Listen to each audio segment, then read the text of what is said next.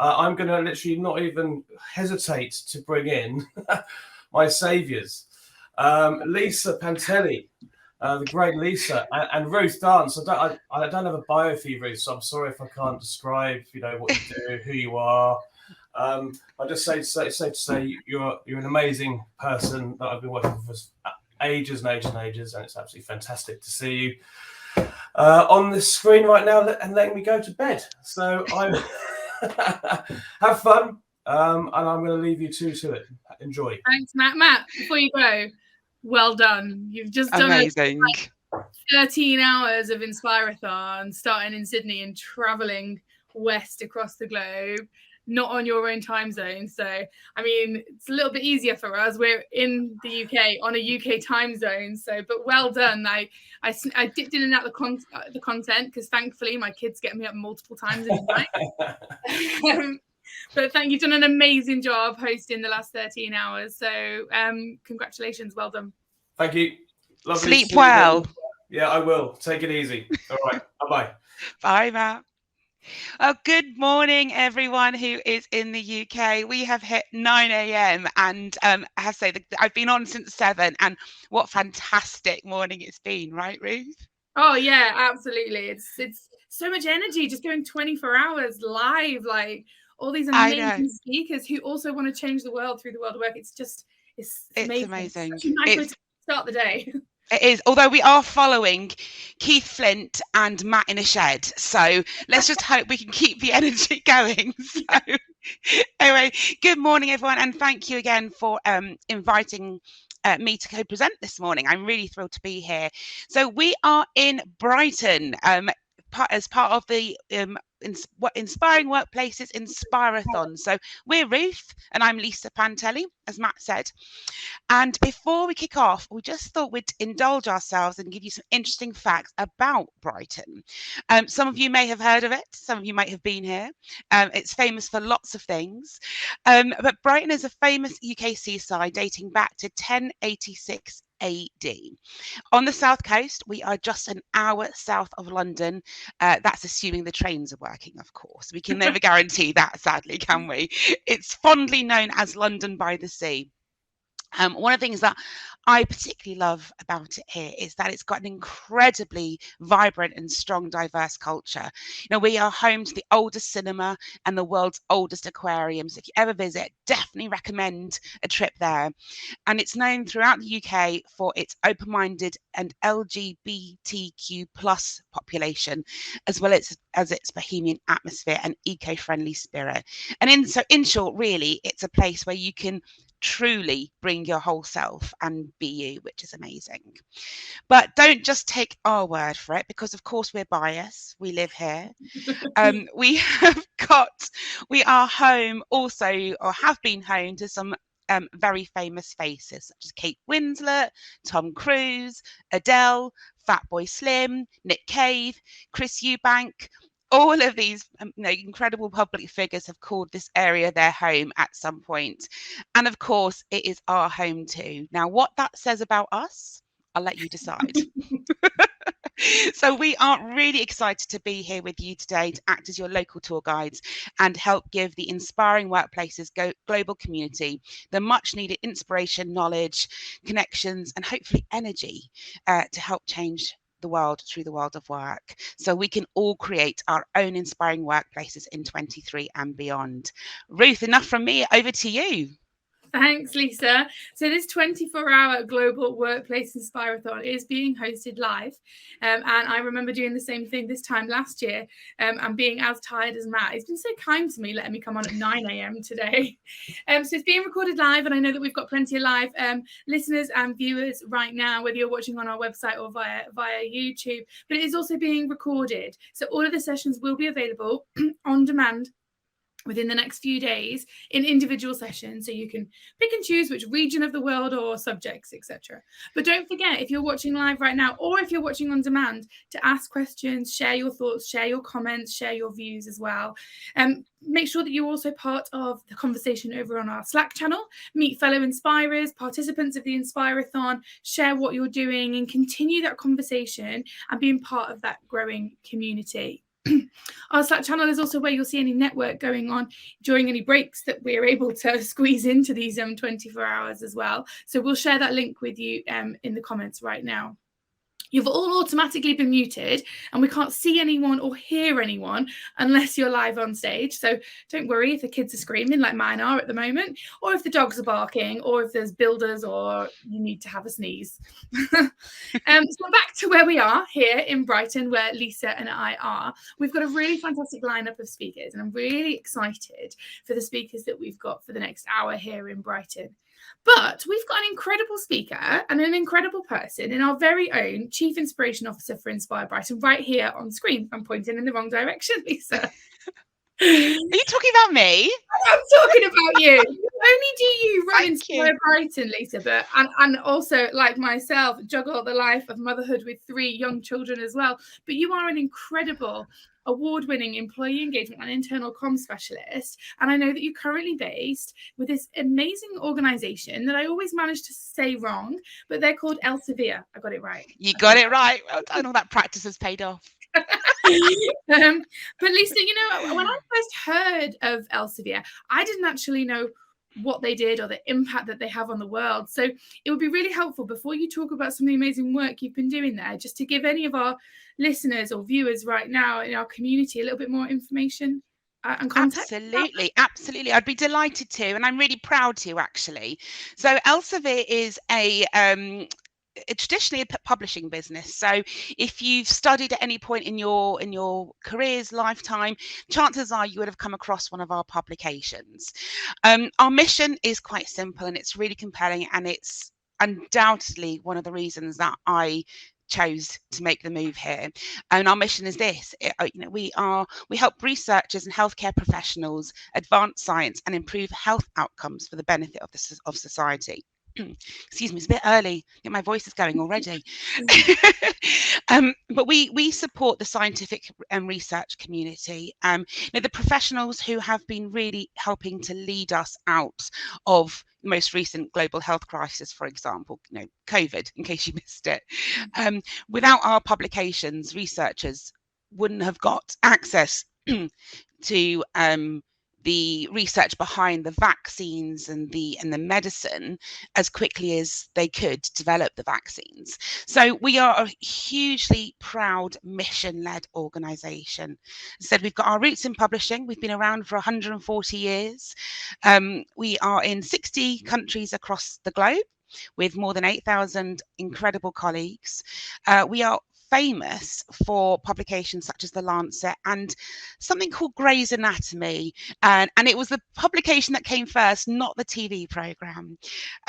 But like every organisation in the last 10 years at least, since I've been doing this, but that gives my age away, we've had to transition as a business as well, from pulp-based paper publications to digitizing and utilizing our data and analytics to help our audiences and our communities and our customers even more than we have done traditionally. So you're a very traditional or very deep-rooted organisation, and across 60 countries, to do that sort of shift to being more available must be pretty difficult. I remember in the art boom in the early 2000s, I worked for Christie's, the auction business. And then, all over the world famous auction house in so many different countries, but only accessible if you went into the archives to find some research on an old piece of art or furniture. And I remember them trying to make that move to being more always on and more digital and more accessible. And more recently, about 10 years ago, I was working for News Corp, who many listeners will know, the publishing and media organization, who were also global as well. And making that move from traditional deep-rooted print media, not research, but media and news, and making that move from that to always available and competing in that kind of digital market and setting up subscriptions and paywalls, etc. Quite a challenge. What has that been a bit of a shift for Elsevier, and like have you been able to do that? What's been the impact of that? Yeah, really great question. And actually, this is something that I could talk all day about. So perhaps it's a different conversation that you and I need to have. Yeah. But technology has been interesting. So it's actually the reason why I got into employee engagement and culture, because of that shift. My background, I had been in traditional communications, public relations for many years, but it was at that time where social media was really taking off. This thing called Twitter hit, and we were seeing more employee voice and employee advocacy. So that shift has been absolutely dominant for the last 12, 13, 14 years possibly now. At Elsevier, like every organisation, as I said, it's had the same sort of impact, going from print, like newspapers in your cases, publications, journals in ours. We've had to take people on that journey. So I'm really fortunate in that I partner with our technology team. The technology team here are incredible. 88% of our revenue now comes from digital products. We have more than 2,700 journals online, which is a huge numbers to deal with. And our headcount has increased over the last 5 years to reflect that. So we've grown, just when I say we've grown, the technology team, 20% in 200%, 20%, 200% in the last 5 years.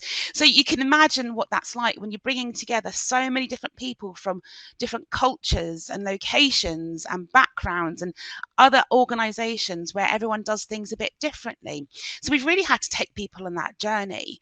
And I was listening to Cecile just a couple speakers back, and when she talked about change starting at the bottom and how, it's not something that you can do. Actually, this digital transformational piece and the technology innovation piece has had to start at a grassroots level, getting people behind purpose and their North Star.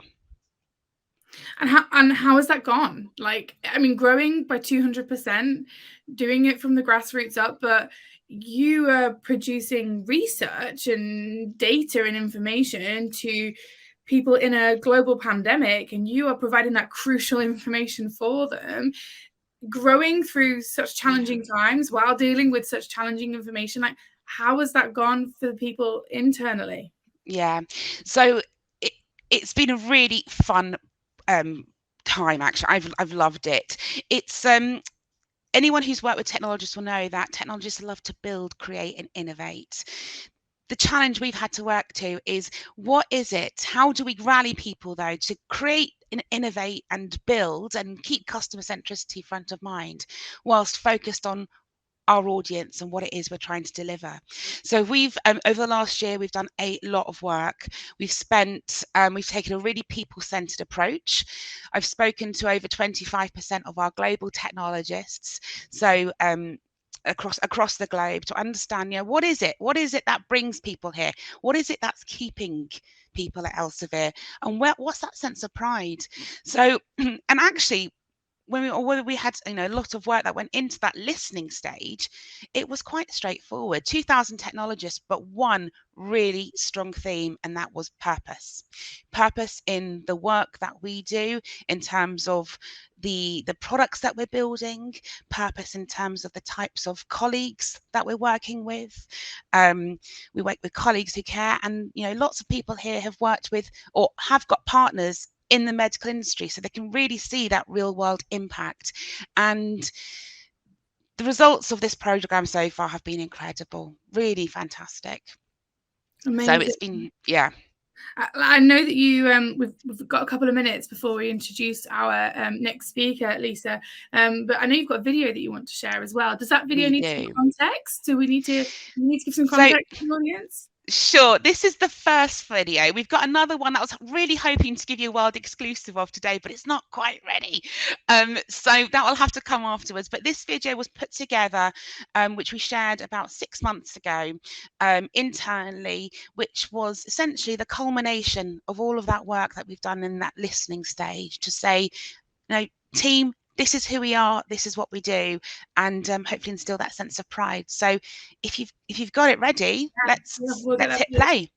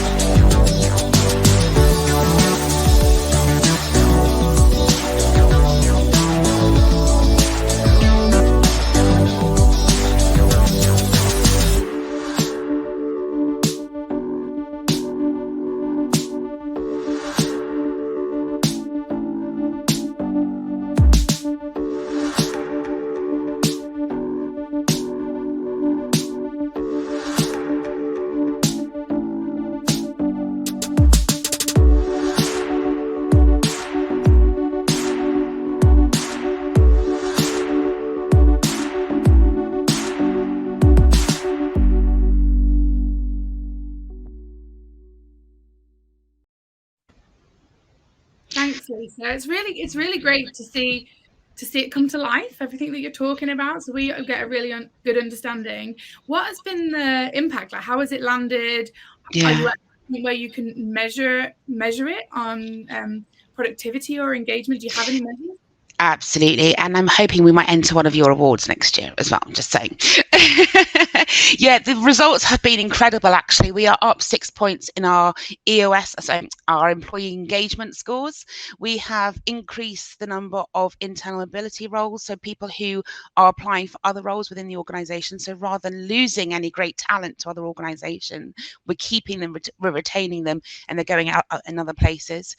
Employee satisfaction is up.